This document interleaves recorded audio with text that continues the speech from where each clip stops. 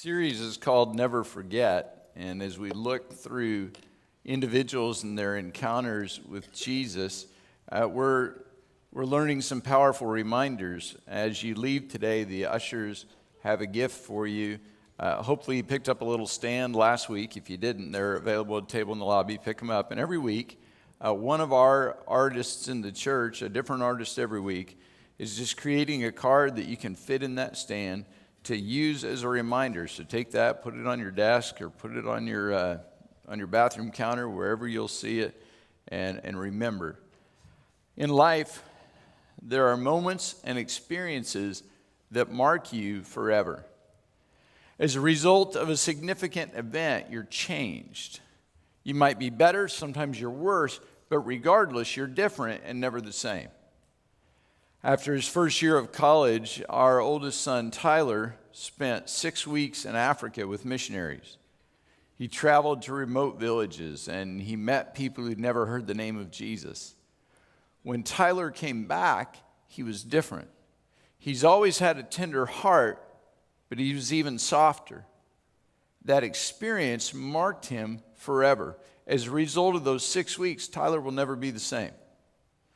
When you fall in love for the first time, everything changes. Your priorities shifts, your attitude shifts, your schedule changes. That one event, falling in love, makes you different. That would have been a good place for somebody sitting next to their significant other to say amen. But you missed it. It's too late now. If I prep you for it, it's no good. You lost your shot for free credit right there. When you have a child, it changes you. You can't help it. The moment you hold that child in your arms for the first time, there's an enormous sense of responsibility.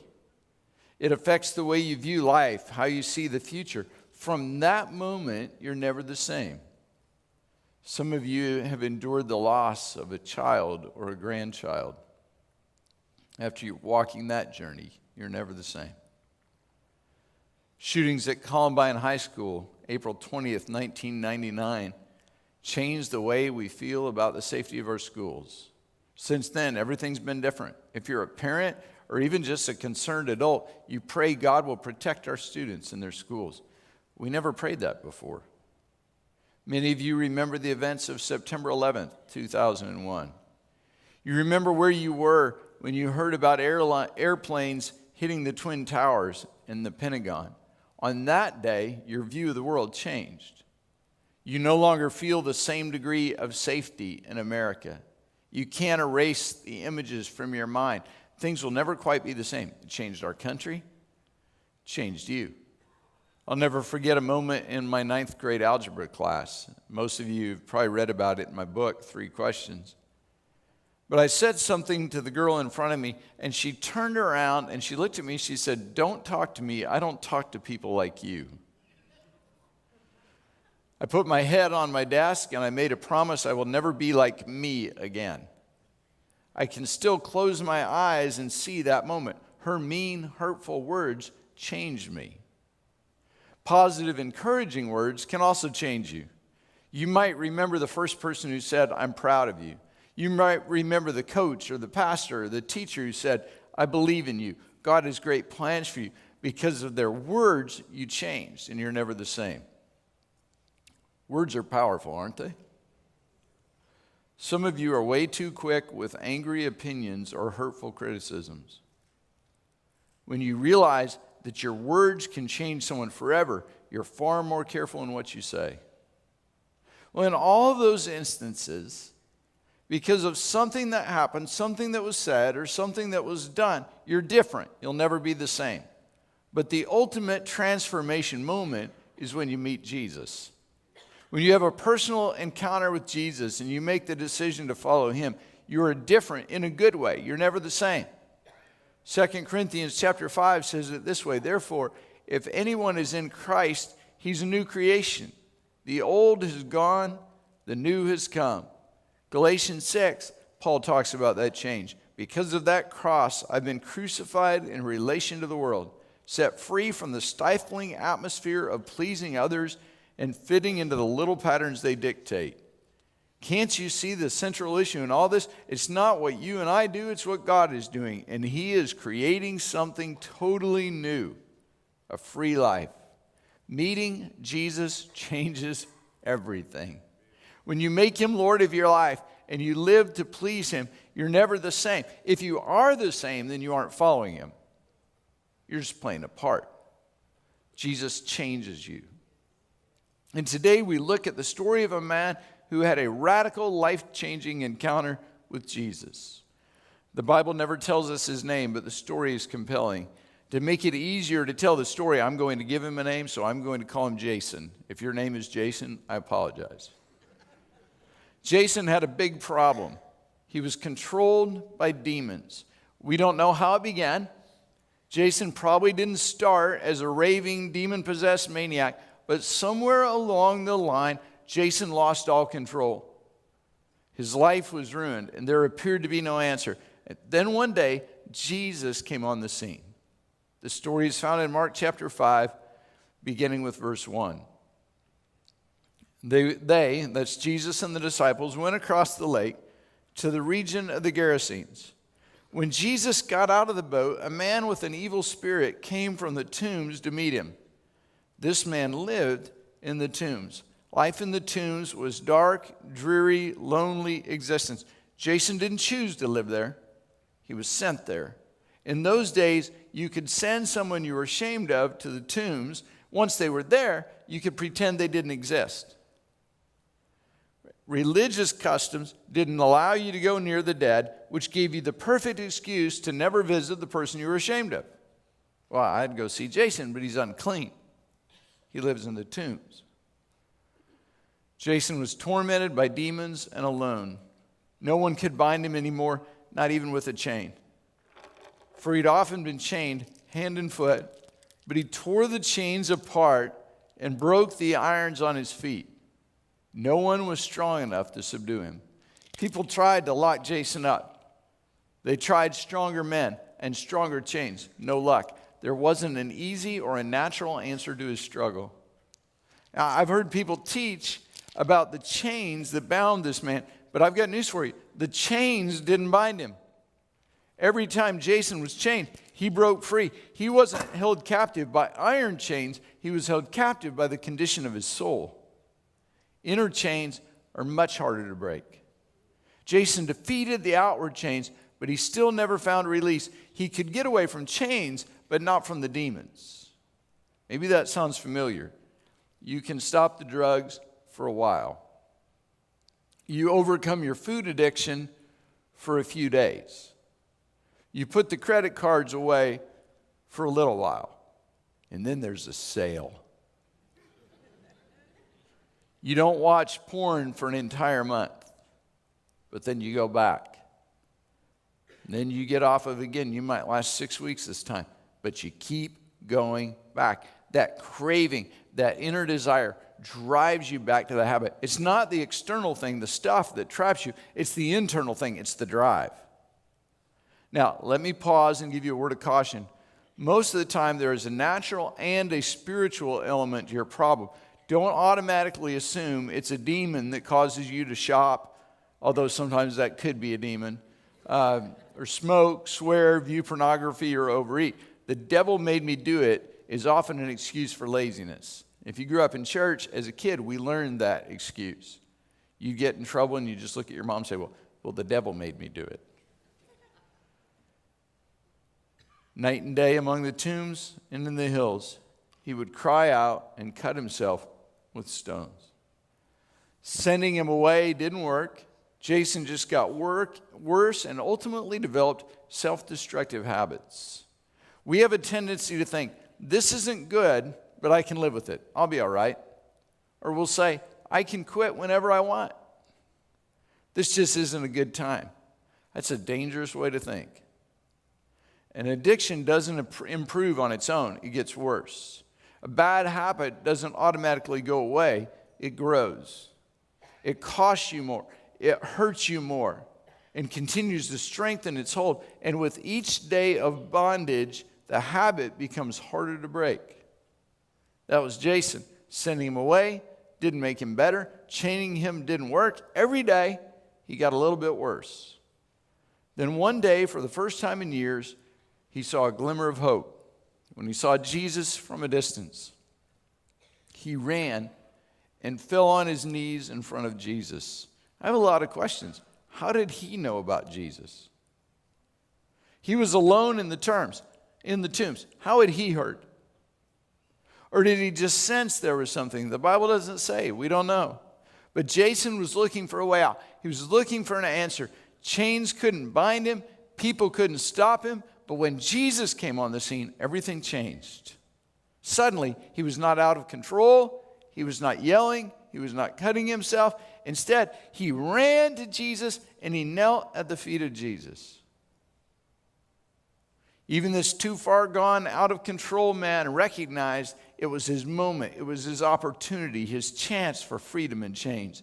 He knelt at the feet of Jesus and shouted at the top of his voice, "What do you want with me, Jesus, Son of the Most High God?" Which is very interesting since Jesus didn't call to him, he ran to Jesus. "Swear to God that you won't torture me." People had tried many methods to set Jason free. But every time someone had an idea for change, it only resulted in more pain. He actually said to Jesus, "Promise me you won't torture me." Now, come on, did Jesus torture people? No, Jesus is the Son of God who sets people free. That was an irrational fear. If you've never encountered Jesus, you might have some of those same fears. You aren't sure what's going to happen when you come to God and you ask to be delivered from addictions or habits or thought patterns or behaviors.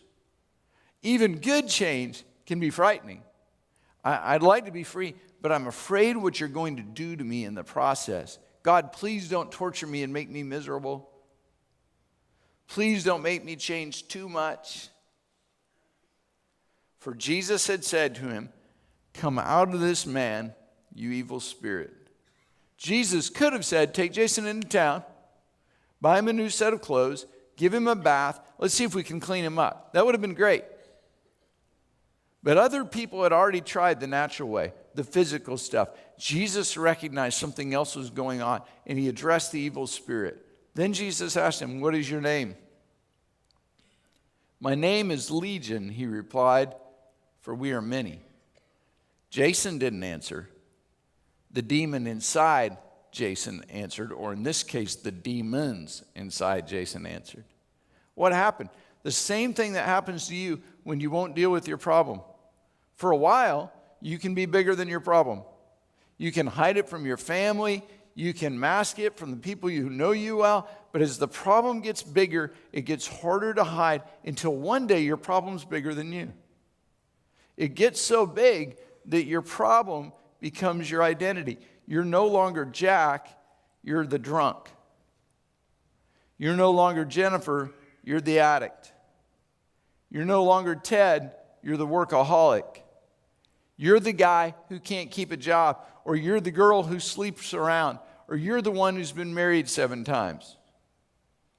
You're that gossip, the failure, the angry jerk, the drama queen. When you think of yourself, all you think of is the moment that made you a victim. You lose who you are, and that becomes your identity. Verse 10, and he begged Jesus again and again not to send them out of the area. This is interesting. If you look close, it wasn't the demons begging not to be sent out of the area. It was Jason. Jason actually asked Jesus to keep the demons around just in case. He wanted to be free, but he wanted to keep his options open. Because after all, what if he discovered life wasn't as fun without demons? It was a horrible life, but it was the only life he knew. There's comfort in the known, even when it's unhealthy. That's why you keep going back. That's why you keep going back to the prescription pills, because it's what you know. You have a credit card problem and you decide not to use them anymore, but instead of cutting them up, you put them in a drawer, or you keep just one. You struggle with internet pornography, you're going to give it up, but you keep the internet connection. or you keep a hidden browser on your phone. You have a food addiction, but you keep cookies and... Boy, that looks good, doesn't it? Sorry. You keep cookies and sweets in the kitchen just in case you get a craving. Doesn't matter if you eat a little bit, right? You don't want to deprive yourself. You're keeping your options open. I'm sorry, but it doesn't work that way. It's not all God. It's not all you. It's not all natural. It's not all supernatural. You have a part to play in your freedom. You have to come to Jesus ready to change and eliminate your options and not go back. So to help you not go back, make it where you can't go back. I tell families often, you can't help someone who isn't willing to accept help. They'll call me and want to set up an appointment for their son who's an addict. And I'll say, well, does the son know about it? No, we're going to trick him and get him there. Well, that's going to be fun. Forcing someone into a treatment program rarely works. Trying to force change from the outside isn't effective. You are the person with the problem, so you have to be ready to change. I often respond to people who say they want change by saying, well, let's start here. Start by changing your cell number.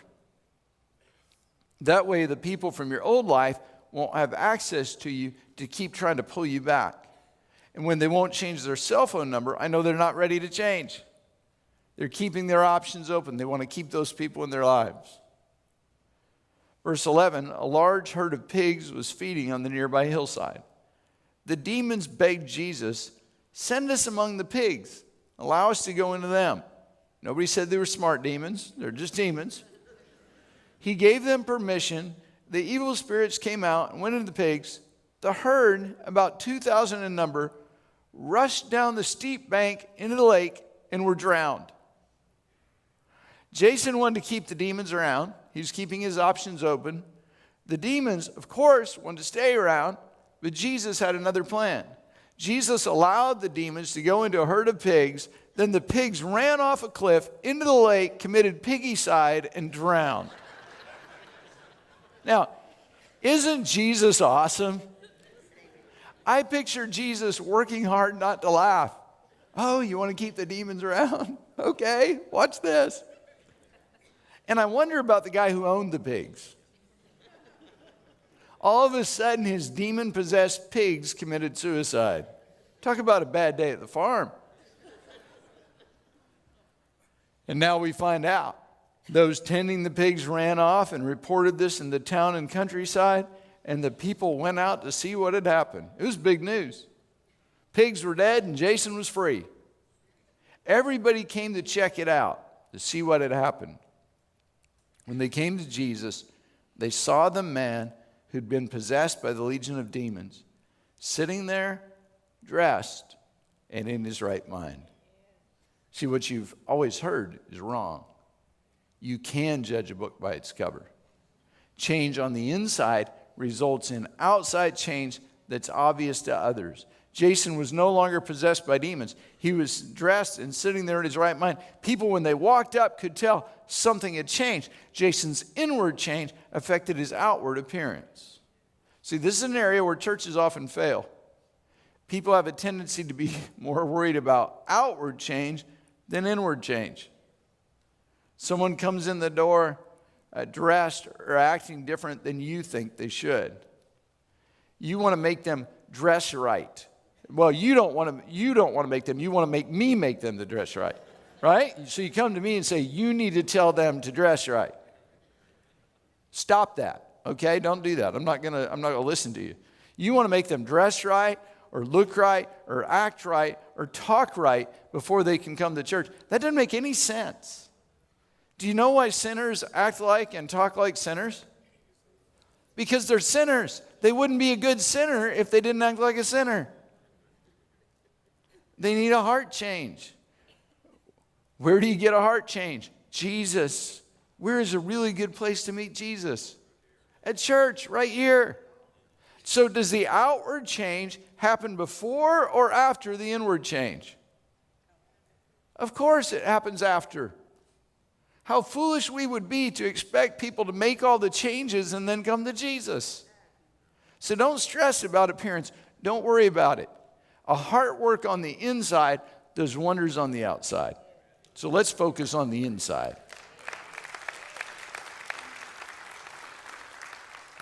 Now, here's the part of the story that doesn't make sense. Look at the last phrase in verse 15. When they came to Jesus, they saw the man who'd been possessed by the legion of demons sitting there, dressed, in his right mind, and they were afraid. They were afraid now? This seems like the time not to be afraid. But because these people hadn't heard about Jesus and didn't understand what happened, it was spooky to them. This is the same reason people are afraid when they first come to a Spirit-filled church. This is the reason people are frightened if they hear you pray in tongues.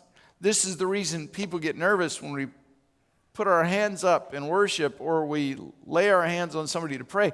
They fear what they don't understand. But I challenge you, don't run away just because it's different. That difference might be the very thing you need. Don't get freaked out just because you don't understand. There are a lot of things I don't understand. I don't understand why a God who created the world would know me, love me, and care so much about me that he would send his son to die for me. But I'm glad he did. I don't understand how I can talk in this microphone and the signal makes it up to that soundboard, and then from there to those speakers, and you hear me at the same time I'm talking. But I'm glad it works. I don't understand why some people like pickles.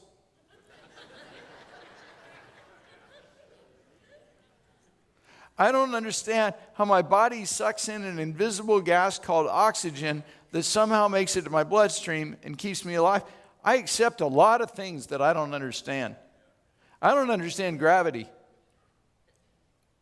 How gravity keeps us the right distance from the sun, but then also keeps us on the ground, and that if you go up, you come down. I don't get that, but it works. When you encounter something you don't understand, you have to make a decision. Instead of running from it, slow down and say, is this real? Could this be from God? Verse 16, those who had seen it told the people what happened to the demon-possessed man and told about the pigs as well. I bet they did, because that's a cool part of the story. And verse 17 is a sad, sad verse. Then the people begin to plead with Jesus to leave their region. Isn't that an odd reaction? After Jason was set free, the response of people is they wanted Jesus to leave. Wouldn't it have made more sense to ask Jesus to go to the tombs and set everyone free? I wonder what would have happened in that community if they'd asked Jesus to stay. The answer is pretty clear. Because Jesus got back on the boat, he landed on the other side of the lake, and that's where the greatest season of healing in his ministry began. In a different place. Blind people saw. Crippled people walked. The dead were raised. It was an incredible time, and it could have happened there. The people in that region and that community could have experienced it all, but they missed their chance because they were afraid of something they didn't understand. Don't miss your chance because something's different. Jesus delivers and heals and sets people free. That's what he does. Jesus brings you freedom. Your part is you have to decide whether you want the freedom and the deliverance and the life change. Verse 18, as Jesus was getting into the boat, the man who had been demon-possessed, I just like that right there, the past tense, who had been demon-possessed, begged to go with him. Jason wanted to follow the man who set him free. Jason didn't even know where Jesus was going. He just wanted to be with him. Jesus did not let him, but said, go home to your family. Tell how much the Lord has done for you, how he's had mercy on you. So the man went away and began to tell in the Decapolis how much Jesus had done for him, and all the people were amazed. Jesus said, "Go tell.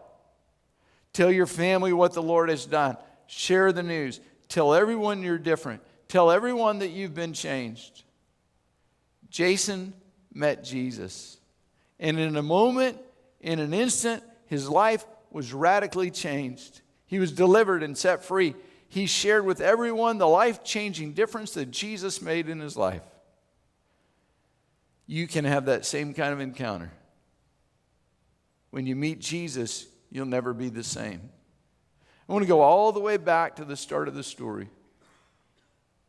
Jason ran to Jesus because he recognized that was the place for freedom. If you need freedom, if you've got a habit, if you've got an encounter, if you've got a problem, if there's something that's just got a hold of you, you've got to come to Jesus. Come to Jesus with your problems. Come with your addictions. Come honestly. You don't have to pretend with Jesus. Fear dominates your thinking in your life. Come to Jesus. Worry affects your relationship with your family and even your relationship with God. Run to Jesus. A habit has cost you friends, money, time, maybe even much, much more. An addiction is destroying your life. Come to Jesus.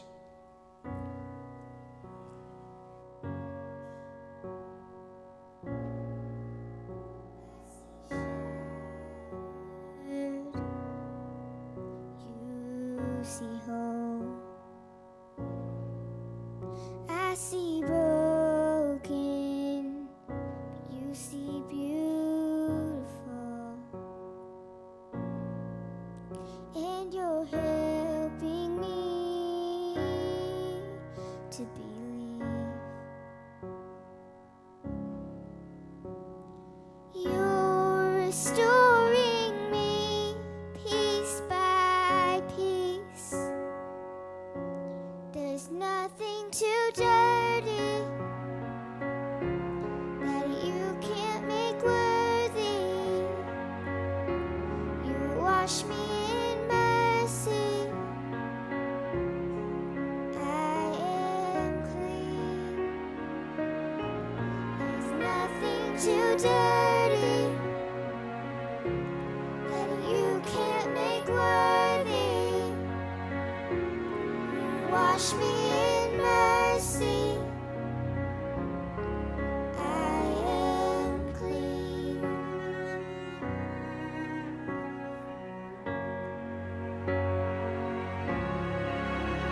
What was dead now lives again. My heart's beating inside my chest. Oh, I'm coming alive with joy and destiny. Oh, because you're restoring me piece by piece. There's nothing too dirty that you can't make worthy. You wash me in mercy. I am clean. There's nothing too dirty that you can't make worthy. You wash me in mercy. I am clean.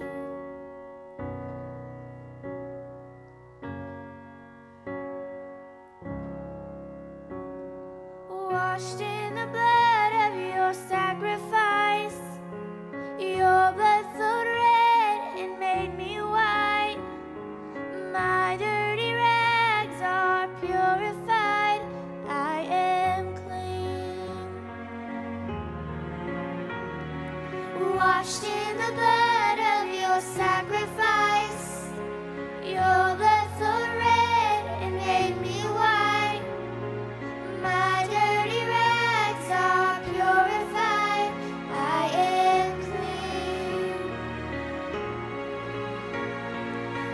washed in the blood of your sacrifice. Your blood flowed red and made me white. My dirty rags are purified. I am clean. I am clean. I am clean. Oh, you made me clean.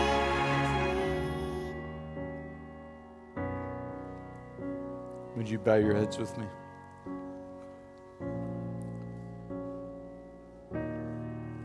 There's no one that can't come to Jesus. Whatever you're facing, wherever you are, you can come to him. And if you have something that's keeping you trapped, it might be addiction or a habit. It might be a way of thinking. It might be fear or depression or discouragement. But you say, Pastor Rod, more than anything, I need that freedom today. I want to pray for you. We're going to pray for you for freedom, for healing, for deliverance. We're going to pray that you'll never be the same in Jesus' name.